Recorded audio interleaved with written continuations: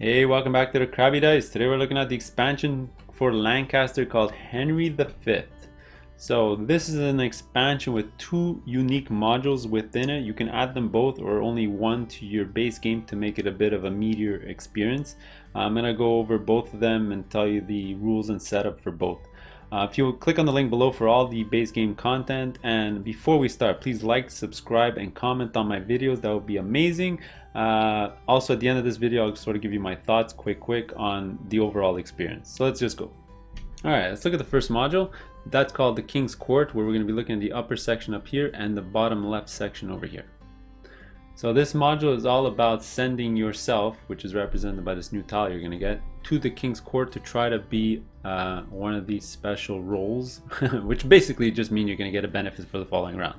All right, so let's talk about setup. I'm getting ahead of myself. Setup is really easy. Just put out 2 shields, 3 archers, 3 tutors, all the seals in the bottom left, and the amount of bishops needed for the player count. So in a 3-player game, you need 5. And just look at the rule book if you're not playing with 3 players for the amount of bishops needed. Lastly, you'll also give each player their token, which represents yourself, which is the token that's going to go visit the king.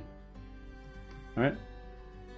So now let's talk about these benefits. So during phase 1, which is the knight placement phase, you have the ability to, instead of placing a knight on the game boards, you can place yourself in the King's Court. All right.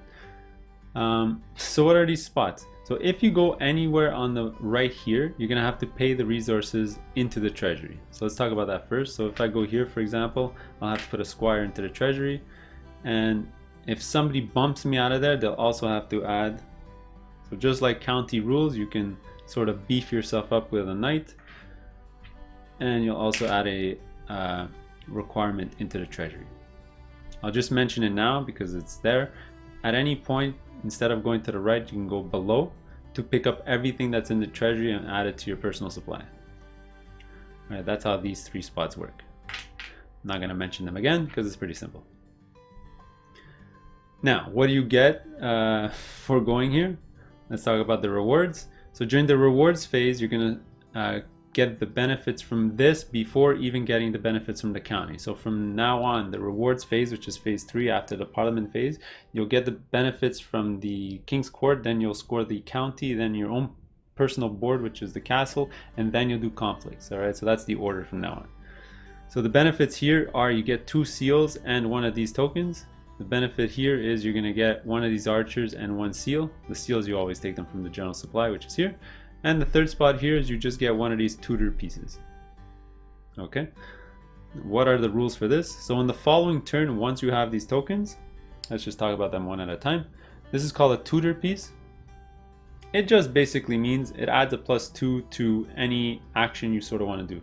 So if you're going to the county or the conflict board, you can add a 2 underneath and it just raises the value by 2.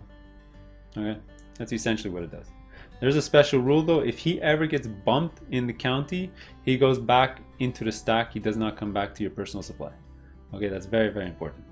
He could also be added to yourself to go to the King's Court in the following turn. All right, so if green was here, I can kick off green by putting a tutor and myself to kick him out. All right, so they're very versatile. All right, the next thing to talk about are the archers. The archers can only go to battles. And the way archers work is, let's say green won an archer. The way it works is the following turn or any turn after, when you place a knight into the conflict, you will also place the archer below it. So that is the only restriction, is that there needs to be a spot below where you're placing a knight for you to be able to play in archer. So I'll just give you an example. If blue went here, red went here, and then green went here, he would not be able to add his archer because there's no spot below it for that battle. All right, let's just simulate it this way now. So what an archer does is it adds its strength to the battle, but also it will score for the player that played it. So in this example here, green would score 4 points because they have the biggest strength. 3 breaks the tie over this 3. The red would score 2 because they're second highest, but then green would also score 1 because the third highest here is the archer. So in total, green would get 5 points and red would get 2 points. Okay, so that's how archers work. Lastly is the shields. Pretty simple. If you win a shield on a following turn when you go to the county, if you use a shield, it means you cannot get bumped from that spot. So it's kind of super powerful. As soon as you add a shield, you will gain the benefit from there during the reward. No matter what, you cannot be bumped. Alright, that's what these shields do. Alright, so the last thing to talk about is the additional scoring for this module. So we are collecting seals like I already mentioned. So if you go in the first spot, you'll get 2. And if you go in the second spot, you'll get 1. That's if you win, obviously. And what you're going to do is at the end of the game, you're going to multiply the amount of seals you gathered by the amount of bishops you gathered. Now you're going to ask, what are bishops and what are they? How do you get them and how are they used? Well, you can only get them when performing an upgrade action. So during the game, whenever you're doing an upgrade action, instead of actually upgrading a knight, so I can upgrade this knight from a 3 to a 4, instead of doing that, you can actually pick up a bishop instead.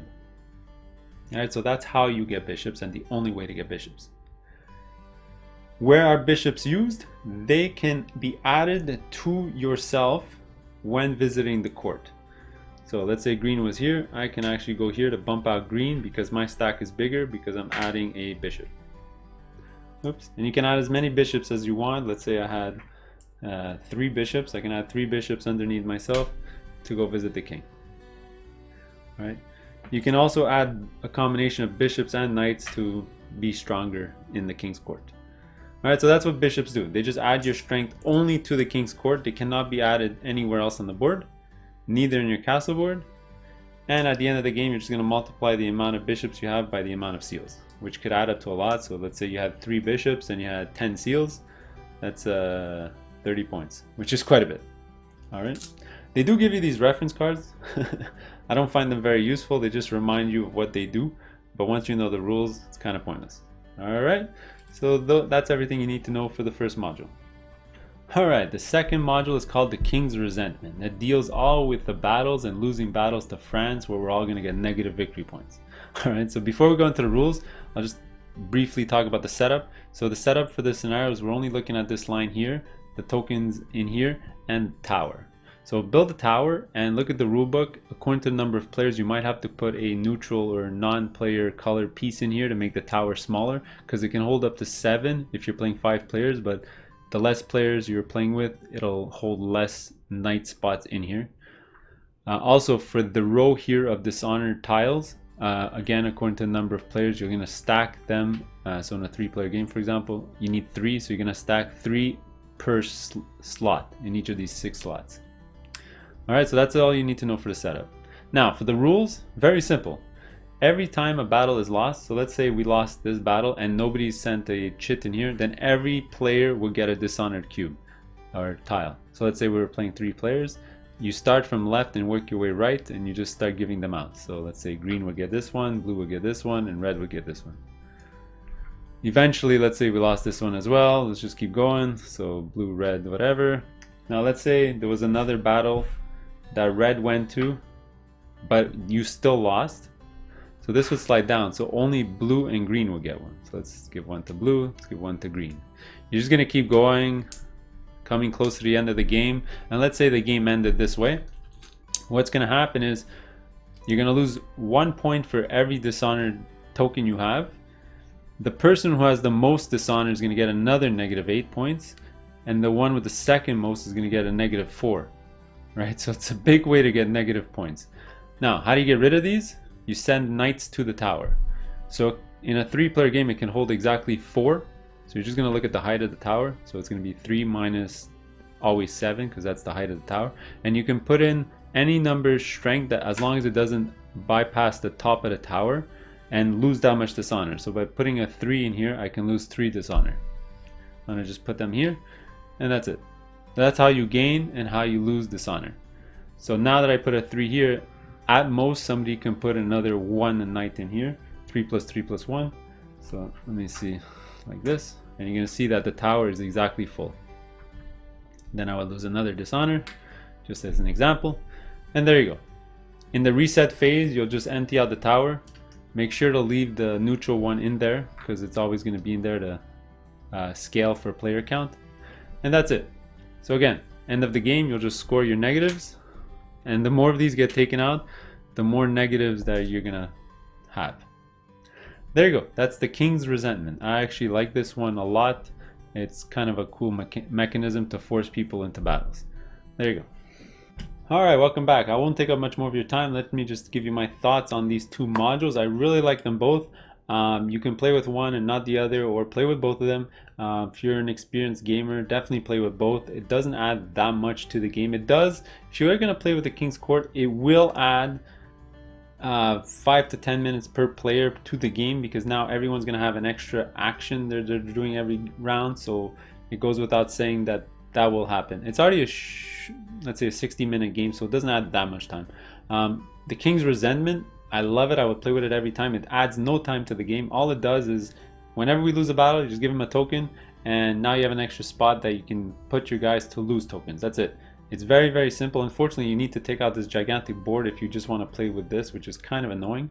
Normally, I would just tuck this part underneath the board to save some space. If you're going to play with the King's Court, I like it.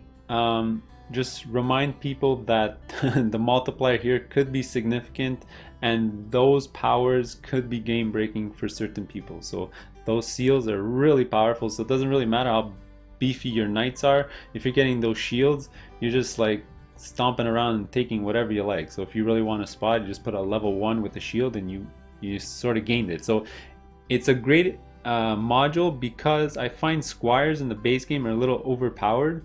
So by getting those shields, it reduces their power, because now you don't even need squires. You can just send a level 1 with a shield and you'll automatically win a location. All right. Also, the archers and the tutors, pretty cool mechanics. You can just add 2 to your total, and that'll help you in battle. Sometimes you want to go into a battle, but if it's a 5, sometimes you're like, well, if I send a 2, I don't know if anyone else is going to come with me, so he might get stuck there and then move down. Well, if I had an archer, my 2 now becomes a 4 with 2 spots, so you just need 1 more guy, 1 strength to win the battle. So you'll score more battles with the archer, which is pretty cool. So overall, great expansions. I would incorporate them both. There's nothing bad going on in this expansion, maybe just the time length. And there you go. That's it. We'll see you in the next one.